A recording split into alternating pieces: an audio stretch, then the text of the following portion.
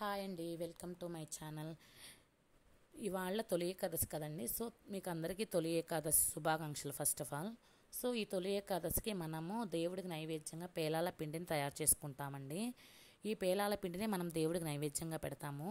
మిగతా ఫెస్టివల్స్కి అయితే మనం పొంగలి, పరమాన్నం, దద్దోజనం అవి ఏమైనా పెట్టుకోవచ్చు. బట్ ఇవాళైతే పేలాల పిండినే పెట్టాలి.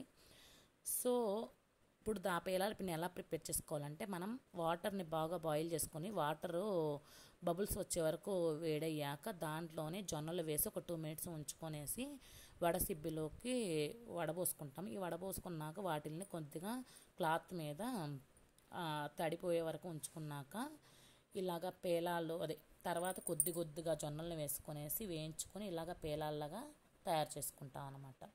ఇలాగ పేలాల్లాగా తయారు చేసుకున్న జొన్నలని మనం మిక్సీ పట్టుకుంటాం. ఇప్పుడు కొద్దిగా పిండి మెత్తగా అయ్యాక దీనిలోనే మనం బెల్లము, మన పిండికి సరిపడా యాలకులు అన్నమాట.